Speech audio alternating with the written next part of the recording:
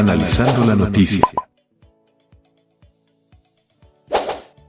Gracias por estar junto a nosotros. A ver, le decía que vamos a ir al análisis, porque es lo que nos interesa, ¿no? La revista se detiene en lo que merece un poco más de tiempo, en las noticias que requieren un poco más de profundidad y análisis. Y por eso hoy estamos con invitada especial. Está con nosotros Miroslava Fernández, una reconocida periodista en todo el país. Ha tenido una trayectoria muy importante en la sede de gobierno, en Cochabamba, así que conoce muy bien el tema noticioso, pero además es politóloga y por eso está hoy con nosotros, porque queremos un poco entender a los candidatos, lo que pasa en los debates y lo que se está viviendo en un momento decisivo, ¿no?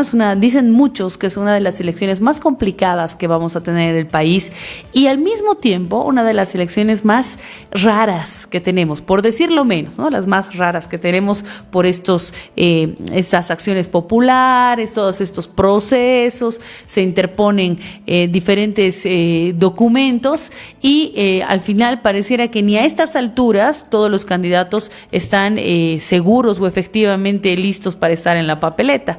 A ver, vamos a saludar a Miroslava. Miroslava, qué gusto tenerte aquí. Buenas tardes.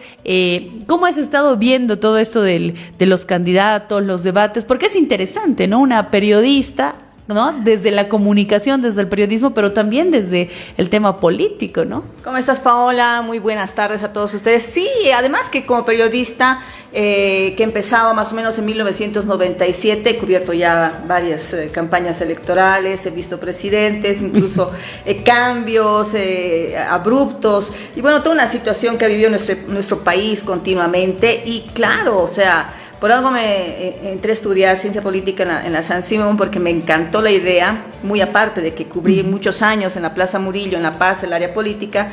Me encantó la idea de poder escudriñar un poco más, ¿no es cierto?, en lo que claro. Significaba el contexto, la historia y lo que puede deparar en el hoy a futuro. ¿Y cómo ves estas elecciones? ¿Son sí las más raras? ¿Con tu experiencia? Tienen una característica específica. ¿Por qué nos parece extrañas? Porque hemos tenido un partido político como así el Movimiento al Socialismo que ha estado con una hegemonía, ¿no?, por más de 16 años. Y esta situación nos ha dado, por ejemplo, una especie de visualización de lo que significa elecciones, ser gobierno, ser parte del Estado. Entonces, obviamente, estamos más o menos retornando un tipo de campaña que se veía antes del 2006. Ya. Porque antes del 2006 teníamos esa, podríamos decir, particularidad de no saber quién va a ser el próximo presidente, sí. Y obviamente hablar de alianzas, porque tenemos múltiples alianzas que se han realizado previamente al 2006, y estas alianzas eran las que les daban una presidencia al candidato que de alguna u otra forma negociaba la posibilidad de tener no solamente el poder dentro del Ejecutivo, sino también en el Legislativo cuando era el Congreso Nacional. Claro, entonces nos quedaba la sensación de que se cocinaba todo arriba y nuestro voto como que no era decisivo, ¿no? Recuerdo Jaime Paz Zamora, ¿no? Obtuvo un tercer lugar, pero fue presidente, ¿no? En 93, sí. Sí, entonces era como que, oye, ¿para qué votamos? Pero el tipo de campaña, yo recuerdo, porque estaba en esa época en colegio, es parecido a las campañas que hay ahora, pero ahora con las herramientas como las redes sociales. Esa claro. Época, por ejemplo, en los pueblitos, ciudades pequeñas, los partidos políticos se adueñaban de espacios en las plazas principales, sacaban parlantes, y era una guerra de sonidos, de parlantes, a ver quién escuchaba más, y las banderas de todos los colores solamente en la plaza principal o en ciertos lugares. Bueno, lo mismo está pasando ahora, pero en las redes sociales. O sea, tú abres las redes sociales y encuentras un sinfín de material de aquellos candidatos que ya han empezado a invertir en las campañas electorales.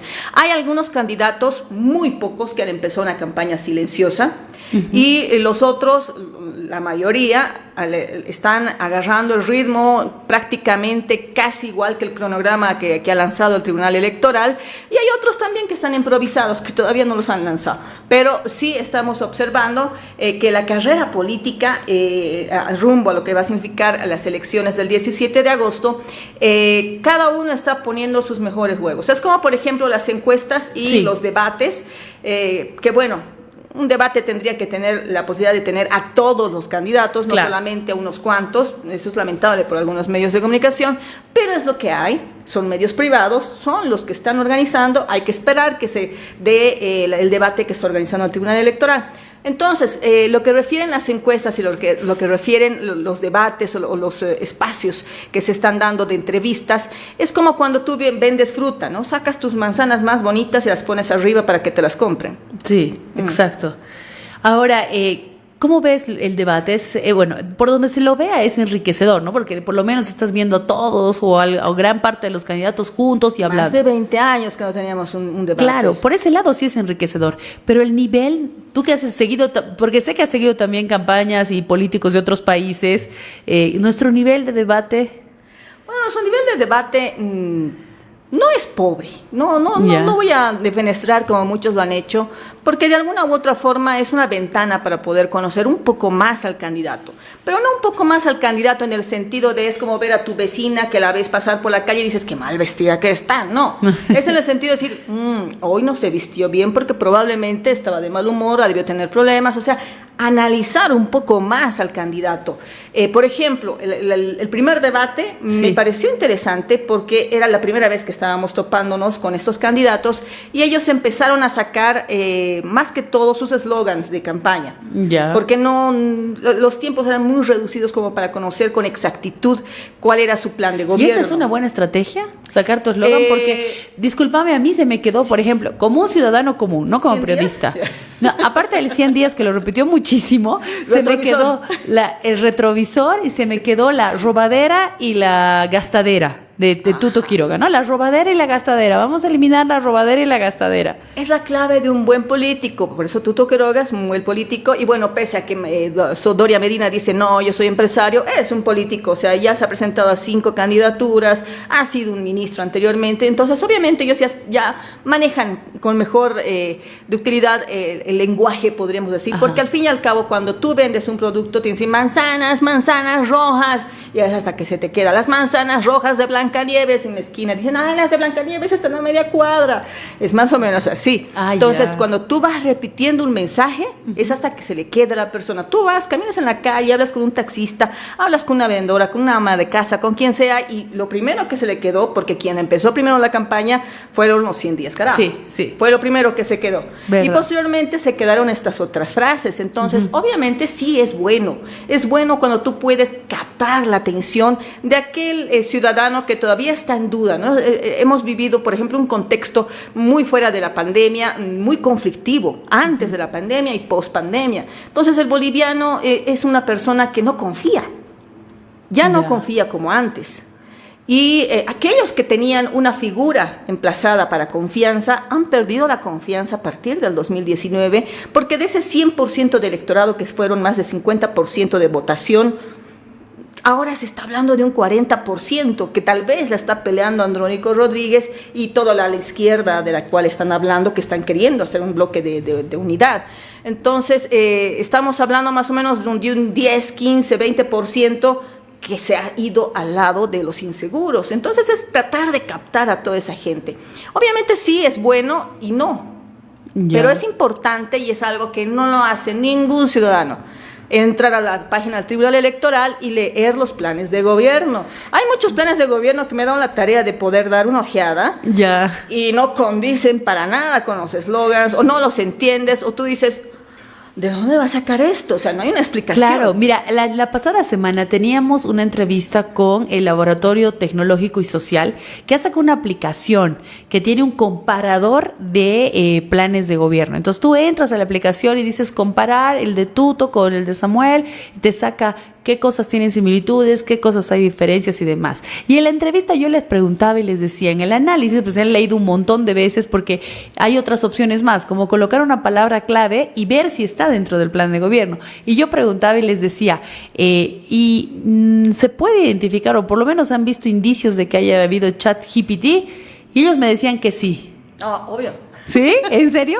Sí, no, eso se puede verificar. Y que uno se da cuenta, dice, al leerlos. A leerlos sí, porque obviamente usan cierto tipo de artículos. Por ejemplo, el lo es muy utilizado, lo ha determinado, lo ha dicho. Eso lo utiliza mucho el ChatGPT. Entonces hay, digamos, otros detalles que uno puede identificar, pero eso no desmerece, obviamente, el hecho de que tendrían que haber pensado. O sea, Yo creo que todo este tema de los espacios dentro de los medios de comunicación, dentro de los debates, dentro de las conferencias de prensa, entrevistas, los paseos de caravanas, contacto con la gente, es ahí donde ellos tienen la posibilidad de desglosar su plan de gobierno. Por ejemplo, yo tengo la duda hasta el día de hoy de dónde va a sacar Manfred Reyes Villa que el combustible salga el litro a 5 bolivianos. ¿No? O sea, yo todavía tengo la duda. ¿Por qué? Porque cuando he cubierto el área de economía y cuando tú haces seguimiento a todo este tema, tú dices, pero es complicado, no es fácil. Claro. Lo hubieran hecho si hubiera sido fácil. Entonces, él no ha dado la explicación el día de ayer, sin embargo, está atribuyendo el asunto de que está tratando de dar el mensaje. Tal vez una sugerencia sería hablar del equipo de campaña que tiene. ¿Quiénes son las personas que están detrás del hombre? ¿Quiénes van a consolidar, digamos, ese mensaje de que realmente llegue a hacerse una realidad, si es que llega a ser gobierno, de tener gasolina a 5 bolivianos el litro? Entonces, les falta muchísimo a los candidatos, porque obviamente están retomando después de muchos años un tipo de campaña como no se había visto antes. La posibilidad de que ellos sí puedan llegar a ser. Antes veíamos candidatos que en realidad era como un saludo a la bandera, era como decían, ¿será que ganamos? Claro. ¿Será que lo logramos? O sea, ya el año era participar por participar, ¿no? Por ganar experiencia. Sí. No, tenemos que pelearla para tener legisladores. Era lo único que apuntaban. Sí. Ahora, ¿estarán invirtiendo en sus campañas? Yo pregunto esto por la polémica que se ha generado con Andrónico Rodríguez, ¿no? Que está con Anthony Gutiérrez Rubí, que el español, ¿no? Que dicen que es carísimo. Además, esto de la campaña de Massa, si no me equivoco, en Argentina el año pasado, que perdió por poquito con Milei, y también con la de Pietro, ¿no? Entonces, un hombre que no es el único estratega. Te diré que yo conocí que Doria Medina estaba trabajando con Rubac hasta no sé mucho. Y Rubac es una de las carísimo también, mexicana, es una estratega terrible, es una señora ya que es muy difícil que en estrategia política una mujer pueda entrar a esos niveles, y yo tengo mis respetos con Rubac, pero yo entiendo que hay algunos candidatos que han tenido esos insumos, podríamos decir, de alguna forma previa o durante la campaña. Pero Anthony no sé, o sea, no sé si la campaña pasa por no hables, Andrónico, porque cada vez que habla no le va bien. Lo que pasa es que Andrónico Rodríguez, yo te lo digo sinceramente, pasó por las aulas que yo también pasé en la carrera de ciencia política, y bueno, un comentario general es que era una persona que no hablaba mucho, que prácticamente cumplía con los horarios, iba a las clases. ¿Sí, como tímido?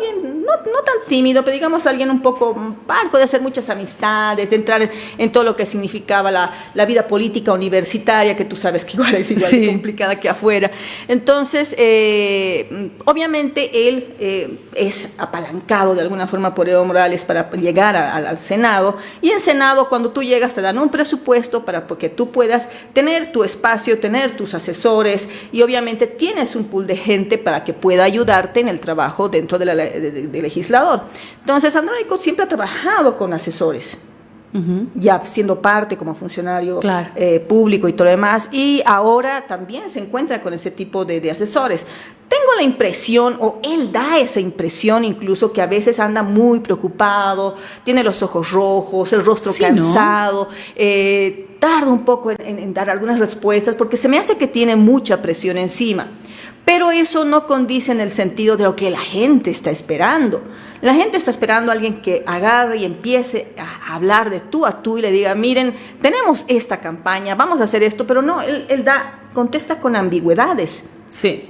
Varias de las preguntas que se le ha hecho ha contestado con ambigüedades, como dice lo vamos a diagnosticar, lo vamos a analizar. Sí, o vamos a conversarlo con las bases, ¿no? O sea, es como que todo tiene que preguntarle a las bases.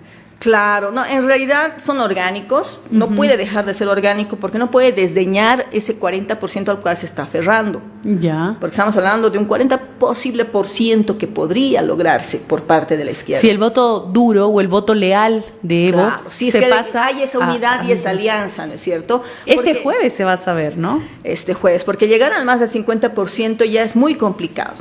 Y bueno, a mí que me encanta la numerología, yo sé perfectamente que este año, que es 2025, sumó 9 y es un año de cierre de ciclos, y es muy posible que cerremos este ciclo, porque el próximo año tendría que iniciarse un nuevo ciclo para todos. Entonces, es muy posible que el próximo año tengamos una gran sorpresa de quién va a ser gobierno. ¿Por qué? Porque no están administrando de una buena forma el tema de alianzas.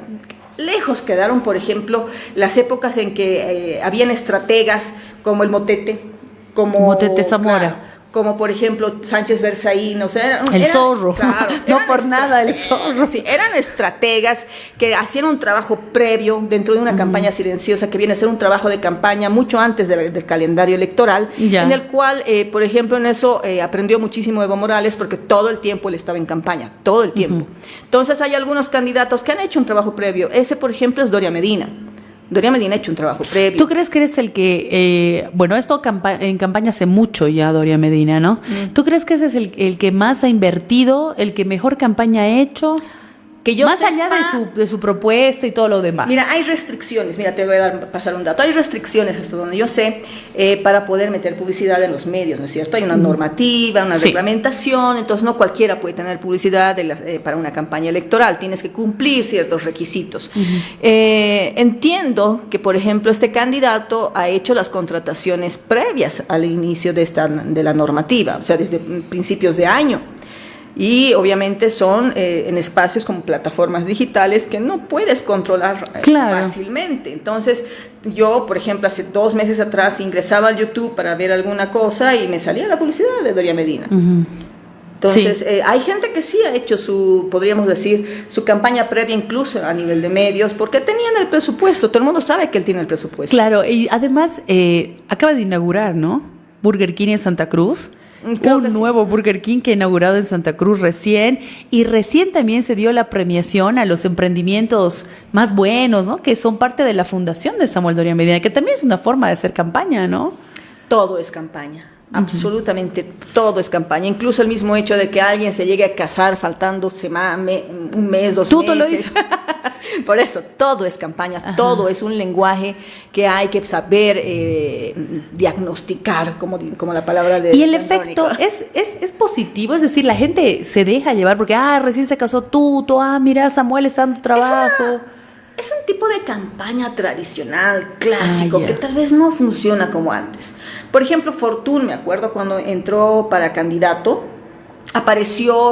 tuvo un problema marital y no sé qué, todo el mundo conocía el chisme, pero apareció para la campaña en una fotografía mostrando su mano con un anillo de matrimonio, y era más o menos un concepto muy gringo, ¿no? El concepto gringo de que, por ejemplo, el hombre que puede llevar adelante un país es el hombre que puede llevar adelante a su familia, su casa. Si no puedes llevar adelante tu familia, tu casa, ¿cómo podrías llevar adelante tu país? Ese es más o menos un concepto que se tiene un poco extranjero, ¿no es cierto? Aquí no, aquí rompimos protocolo con presidentes que no estaban casados, que de paso nunca se supo si tuvo o no tuvo pareja. Luego obviamente aparecieron algunas denuncias que obviamente mancharon totalmente toda esa imagen que se tenía. Y bueno, Bolivia es un país peculiar, podríamos decir, porque, por ejemplo, eso no se da en otros países como Salvador y Ecuador. Noboa, por ejemplo, utilizaba mucho la imagen de él con su esposa, o sea, su esposa es su pilar. Claro. Pasaba lo mismo en El Salvador. O sea, Bukele también, de hecho, mostraba una imagen de que él ama a su esposa. Besito en vivo y todo, ¿no? Claro, entonces puede surtir efecto, pero de una forma bien manejada. Ya. Y no es lo que hemos podido observar hasta el momento, ¿no? Es como que ahora agarran retazos de todas partes y intentan hacer una campaña. Milei, por ejemplo, Milei no se muestra con pareja, no nada. Pero tenía la novia. Tenía la novia, pero se muestra como un hombre muy inteligente, con una gran trayectoria, el docente, que doctor en esto y doctor, que no es el caso nuestro. Yo veía un video en redes sociales y me ponía a pensar y decía, ok, sí tienes razón. A una participante de un Miss Bolivia o de un Miss Universo se le exige que sepa por lo menos 2 idiomas, o sea, el natal y 2 extranjeros, se le exige cierta figura, se le exige que haga un proyecto de ayuda social, ¿no? Y decía, al final le estamos exigiendo más a una Miss que a los candidatos, ¿no? Porque hemos tenido autoridades que no han tenido un nivel académico elevado, ¿no? Haciendo la comparación, Cacho, de Milei, por ejemplo, que lo comparaba mucho con Dun, hay gente que comparaba a Dun con Milei, había una gran diferencia. ¿Cuál? Milei, o sea, Duna apareció recientemente hace poco menos de un año. Sí. Milei no, Milei tuvo un trabajo previo. Milei incluso llegó a la Asamblea Legislativa. Claro, él tuvo un gran trabajo previo, silencioso. De alguna u otra forma, él la peleaba en las calles, se dio a conocer, empezó a sumar adeptos de muchos activistas y movimientos, y eso fue más o menos el soporte, ¿no? La piedra fundamental para que se pueda hablar del próximo presidente.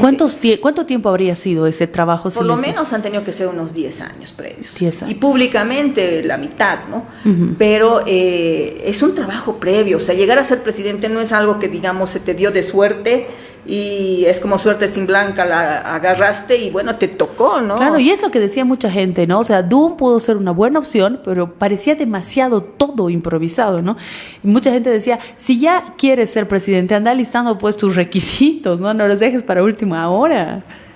Tampoco podemos dejar de lado el mismo hecho de que el boliviano tiene que andar con la fotocopia del carnet de identidad bajo el brazo. Sí, eso es obvio. Sí. Pero sí, en el sentido de que no solamente se trata del hombre, sino también del equipo, de la gente, ¿no? Entonces ahí se nota que sí estaba rodeado de gente joven, de gente que estaba intentando de alguna forma. Que ninguno tenía experiencia, ¿no? Claro, porque al fin y al cabo, si él tenía este tipo de problema, tendrían que haberlo verificado mínimamente un mes, 2 meses previos a las fechas. Pero bueno, las cosas se dieron como se dieron. Obviamente se aprende la lección y es muy posible que para el 2030, que es donde apuntan por lo menos 3 candidatos que están ahorita en ruedo. ¿Quiénes? ¿Dune?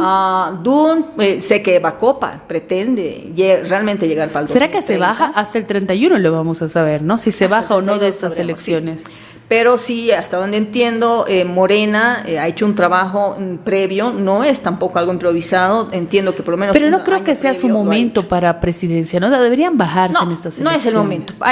Rodrigo Paz Pereira es otro, entiendo que incluso de la UCS Johnny Fernández es otro.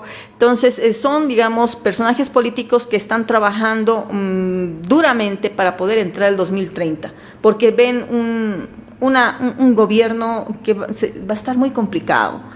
O sea, la actual crisis económica, el mismo hecho de escuchar a los candidatos hablar que vamos a tener que recurrir al FMI, que hace muchos años no se daba ese tema, para poder hablar incluso de estabilizar, de tener divisas extranjeras en el país, de poder incluso hablar de apoyo a los productores, apoyos a sectores que se han sentido desprotegidos durante mucho tiempo. Es complejo, no es fácil, no es como agarrar, yo no creo en los 100 días, pero le podemos poner un poco de fe a los 100 días, llegar hasta Navidad o hacerlo en un corto tiempo, como prometen como 3, 4 candidatos. Sin embargo, no es así. Porque, por ejemplo, el 2006, cuando ingresado Evo Morales, aparte de que ingresó directamente a nacionalizar, cuando se nacionalizaron las empresas, no tenían dinero. YPFB no tenía dinero ni siquiera para sacar fotocopias en algunas unidades porque sus POAs no los habían elaborado previamente y no tenían un solo centavo. Entonces, para poder tener de cero, digamos, personal en cierta unidad y llegar a 20 personas 10 años después, obviamente hubo todo un transcurso, todo un lapso de tiempo. Entonces, todo lleva su tiempo y lo importante, por ejemplo, ahora es visualizar quienes, aparte de lo que comprometen, de hablar de su plan de gobierno, tienen, por ejemplo, la suficiente experiencia por detrás, ¿no es cierto? Por ejemplo, tener contacto con instituciones a nivel internacional, saber que lo que están comprometiéndose de alguna forma, llegado el momento, lo van a poder cumplir. Entonces, son varios detalles que uno tiene que sumar. Es como cuando tú contratas a alguien en tu casa, una persona trabajadora, por ejemplo, del hogar. Entonces tú llenas un montón de currículums, ves a la persona, ves qué es lo que tiene, sabe, no sabe cocinar, sabe de estas cosas, entiende estas cosas. Entonces tú vas sumando, tú vas contratando a una persona, ¿no? Porque tiene que ser alguien de tu confianza, alguien que va a manejar tu casa cuando tú no estés. Entonces, prácticamente es lo mismo con un candidato. Uno tendría que tomarse la tarea, pero no todos lo van a hacer. La mayoría se van a quedar con las frases que ellos dejen en los medios de comunicación, en los debates y como las frases que estamos conociendo en diferentes campañas políticas. Es lo que decía, no quisiera un voto informado, que la gente vaya, se lea los planes de gobierno, realmente analice y vote, pero no ocurre eso. No ocurre. La gente, yo creo que en vez de voto informado, a veces es un voto apasionado. Había una época cuando ganó, por ejemplo, Gonzalo Sánchez de Lozada, me acuerdo que transmitían en algunos canales de televisión y le preguntaban a una persona del campo por quién va a votar y el señor agarraba y ponía los 2 dedos de la mano, ¿no? O sea, no tenía conocimiento del nombre, pero sí de la figura que iba a estar en la papeleta, que era el símbolo del MNR. Entonces, obviamente, los amores, podríamos decir de alguna forma, las fidelidades, las lealtades y todo lo demás, se construyen. Y es muy posible que en este año existan más personas que se den al ausentismo. Ese es el mayor riesgo ahorita. Puede ser, ¿no? Que exista más ausentismo para el día de la votación. Ese es el riesgo. Es que la gente ya no confía. No, y aparte de eso, que hay muchos que no están queriendo participar de estas elecciones por esta polarización tan marcada que hay, ¿no? Hay una polarización muy fuerte y mucho ruido, hay demasiado ruido, entonces la gente se está quedando con muy pocos mensajes y mensajes que todavía están cojos. Me imagino que en el transcurso de las próximas semanas, lejos de que van a aparecer, obviamente, así siempre es la campaña sucia y la campaña oscura, van a seguir apareciendo denuncias. Claro, yo veía, Mafre le decía socialista a Samuel Doria Medina, ¿no? Es sacar parte de la historia. Es que uno no puede, uno tiene que reconocer lo que es, lo que ha hecho y simple y llanamente decir, sí, lo hice y... Claro, como en su momento también a Manfred le sacaron el tema de los masones, ¿no? Ni un montón de temas. Por eso te digo, es complicado en el sentido de que todavía nos esperan días muy, muy duros para los candidatos y obviamente la militancia que está a media máquina, militancia que está con pocos recursos, militancia que todavía no está muy segura si van a haber o no elecciones el 17 de agosto, pese a que por lo menos el 80% se está confirmando de que sí, que a pesar de todo, el 17 de agosto tenemos que ir a urnas. Iremos a urnas en unas elecciones, lo decíamos, diferentes, por decirlo menos. Me acordaba de las campañas de antes y es cierto, uno se queda con las frases. Yo me acuerdo que me quedaba con las canciones de antes, ¿no?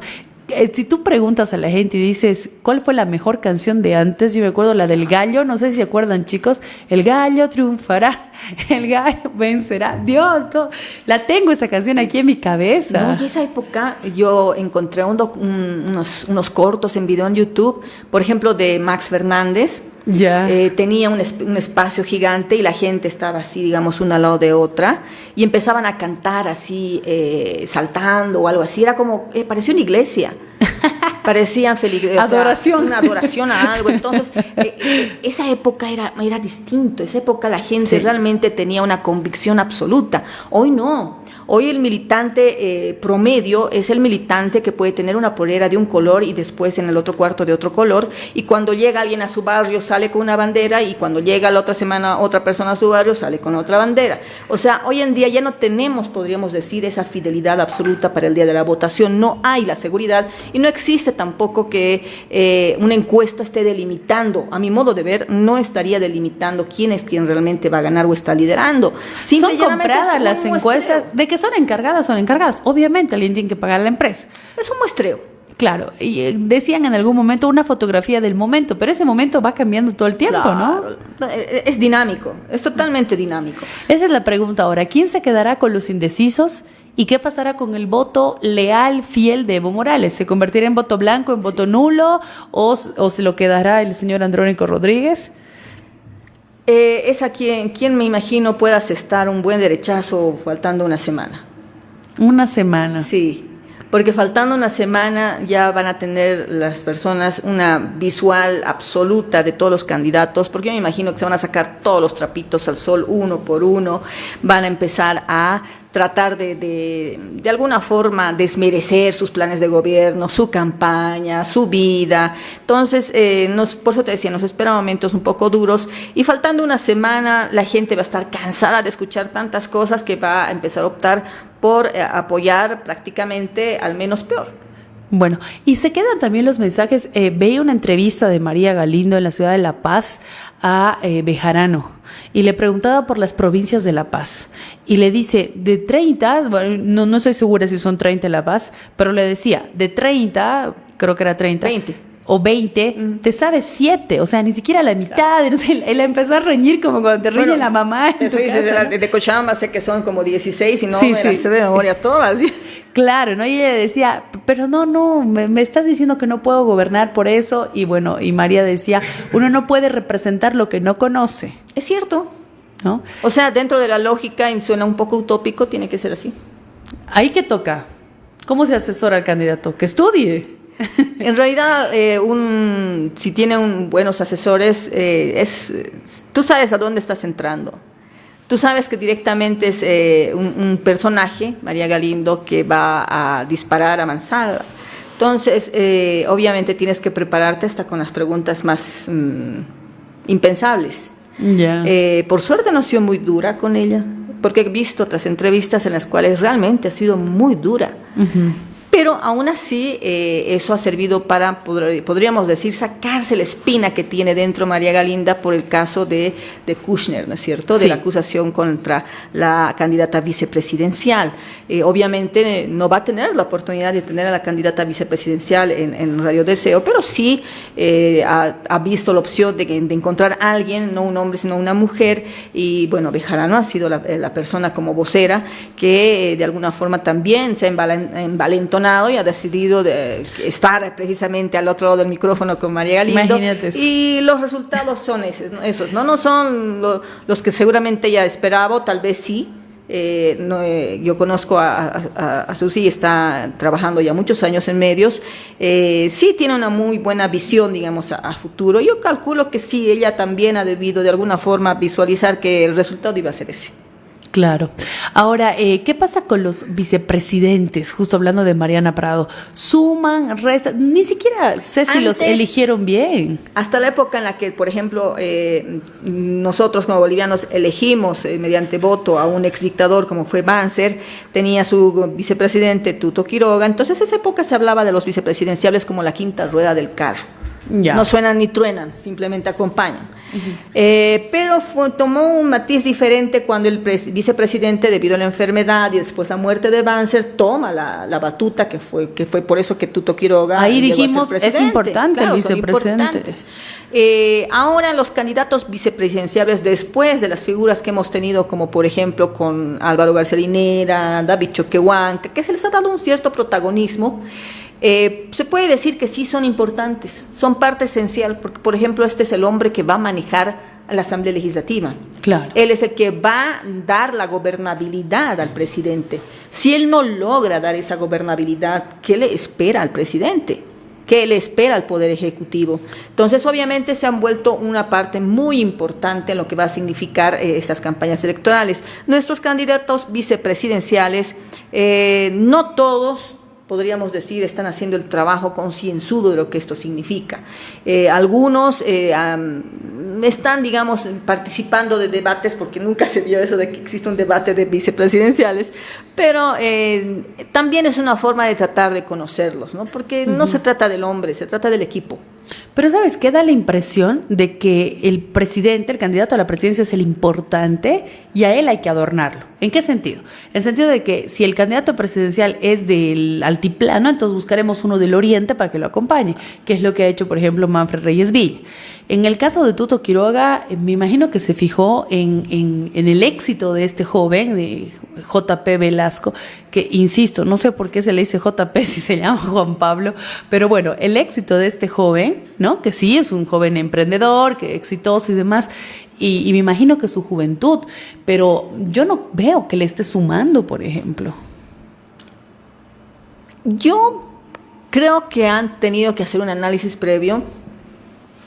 No quiero criticar directamente, él ha querido de alguna forma mostrar, digamos, entiendo que las últimas estadísticas muestran que la mayoría de los votos, lejos de que están en el eje conurbano, en el eje central de La Paz, Cochabamba, Santa Cruz, se trata de voto joven. Hasta los 35 años, hay más votantes jóvenes. Entonces, para llegar al voto joven, al principio, varios candidatos estaban apostando por tratar de tener candidatos para sus legislativos, influencers, gente de TikTok, del Instagram, de YouTube. Entonces, vieron que no resultó, muchos de ellos incluso se negaron, entiendo, y empezaron a buscar una imagen que pueda de alguna forma llegar a ese voto joven, que es un voto que para muchos sería el indeciso, el voto ciudadano indeciso, digamos, ¿no? Entonces, se está tratando de buscar ese tipo de espacios. No creo mucho que, por ejemplo, en el caso de Tuto Quiroga, haya estado alejado de este pensamiento que lo tenían todos los candidatos hace 4 meses atrás. Por el contrario, yo creo que por eso he elegido precisamente este candidato, y tampoco es que uno agarre y se acerca a alguien y dice, oye, ¿tú quieres ser mi candidato? Ha tenido que haberlo planteado, hablado. Hay mucha gente que no le gusta meterse en la política, sobre todo si es joven y es empresario. Claro, si te está yendo bien, o sea... ¿Para qué vas a entrar a la política, no? Con lo duro que es que te vaya bien en el país, o sea... Claro. Entonces, yo creo que ha sido uno de los pocos que sí ha accedido por el reto. Porque es todo un reto, es realmente una situación interesante encontrar personas que crean todavía que con su trabajo pueden hacer un cambio para el país. Entonces, yo no quiero tocar esos temas, digamos, o sea, a la ligera, sino con pinzas. Yo puedo creer que sí lo han podido analizar, sin embargo, son apuestas. Entonces, las apuestas en sí van a dar resultados directamente el 17 de agosto. ¿Hicieron una buena apuesta o no hicieron una buena apuesta? Eso lo vamos a decidir el 17 de agosto, porque nosotros tenemos la última palabra. Nosotros como ciudadanos tenemos ese poder, podríamos decir, de decidir si fue o no fue una buena opción. Pero eso hay que decirle a la gente que vote, ¿no? A la gente que vote, que de verdad elija. Es importante, es su obligación, es un deber, pero además es importante ir a la votación, votar. ¿Por qué? Porque así uno da a conocer lo que quiere, lo que piensa, ¿no? Hay gente que dice, no, yo voy, arruino mi papeleta y puto. No está bien, ¿no? No, de hecho eso es nefasto. Claro, o sea, eso tiene que elegir. Otro tipo de votación. O sea, uno tiene que tomar en cuenta y dar el valor a ciertas cosas, ¿no? Es como tener un lápiz. O sea, si tú no le das el valor, el lápiz está botado en tu casa, pero si tú le das un valor a un lápiz, puedes hacer una obra, puedes hacer un cálculo de matemático de más de una página. O sea, tú tienes que saber utilizar las herramientas que se te dan, y una herramienta es tu voto. Exacto. Así que bueno, infórmese, hay muchas formas de hacerlo. La pasada semana le hablábamos de esta aplicación que le da todo masticadito para que usted simplemente pueda revisar, comparar y ver los planes de gobiernos así en facilito. Hoy hemos conversado con Miroslava, que también nos ha abierto un poco más la cabeza para entender qué quieren de nosotros, qué quieren posicionar en nosotros los candidatos. Así que creo que cuantos más espacios haya para que la gente se informe y pueda conocer a los candidatos, lo que proponen, oye, no sé, 5 bolivianos el diésel, ¿será, no será? ¿De dónde lo va a conseguir? Vaya a ser también una persona que cuestione, que pregunte, ¿no? Y prepárese para el 17 de agosto que tenemos elecciones. Miros, como siempre es un gusto tenerte en el programa. Ojalá que no sea la última vez. Ya, hola. Cuando falte poquito para las elecciones nos volvemos a ver, ¿te parece? Claro, podríamos ser un poco más duras. Podemos diseccionar a algunos candidatos porque ya van a estar más definidos y van a ser menos, ¿no? Claro, veremos qué es lo que pasa. Vayamos a invitarte nuevamente al programa ya viendo qué pasa con la izquierda, ¿no? ¿Se une, no se une? ¿Qué pasará? Bueno, la invitación de Luis Arce es más o menos una especie de auxilio. La bandera blanca, lo he pensado mejor, bailaremos todos juntos este vals. Prácticamente viene a hacer eso, porque obviamente si él deja de ser gobierno, le vienen encima juicios, varios procesos, no solamente él, sino todo su equipo. ¿Se quiere blindar? Ese mensaje ya nos lo dio cuando introdujo su candidatura para senador en La Paz, ¿no? Sí. Entonces, obviamente, desde ese día hasta el día de hoy sigue siendo el mismo mensaje. O sea, está tratando de cuidarse las espaldas, porque obviamente sabe que no va a salir muy bien de este gobierno. Pero, bueno, veamos qué tanto, digamos, van a doblar el brazo quienes todavía quieren negociar. Porque al fin y al cabo, tanto lo que es el ala de Andrónico, el ala de Morena, que supuestamente ha hecho una alianza con Evo Morales, todavía no está confirmado eso, meten en el bote a Johnny Fernández. Entonces están, digamos, de alguna forma todos negociando, porque la política es eso, es una negociación constante. Entonces, un rato tú negocias con un vecino y dices, puede ser mi candidato, y 2 semanas después ni el saludo, presentas a otro candidato porque has negociado otras cosas mejores. De eso se trata. O sea, por ejemplo, todo el mundo dice la política es sucia, es cochina, no me gusta la política, pero es así. A mí me encanta. Es que hay que ser bueno para negociar al final, ¿no? Claro, tienes que ser muy bueno y para eso tienes que ver los mensajes, incluso los mensajes corporales, cómo uno habla de algo.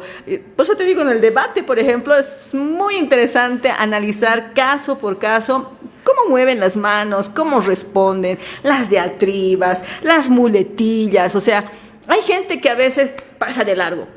Simplemente escucha y dice, ay, no, que no me cae. O sea, es una cosa de que te cae y no te cae. Pero hay otra gente, como a mí me encanta, por ejemplo, sentar y decir, no, dudo.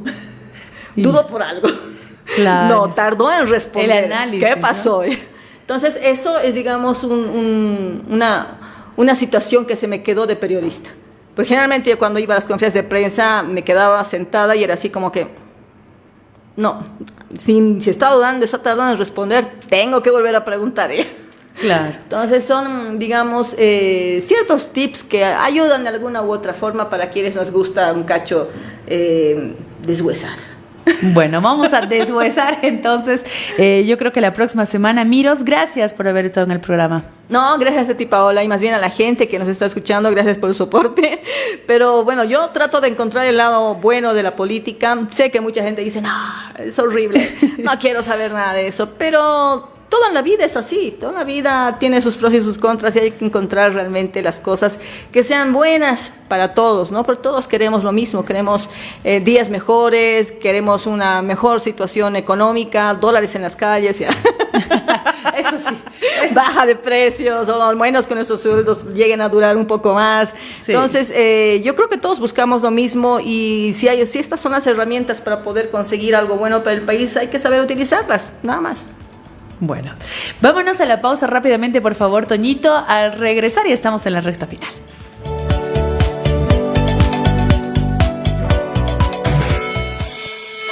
Sintoniza con nosotros y sé parte de esta gran oportunidad. Sube el volumen y conéctate con lo mejor de la ciudad. Radio Onda Colectiva.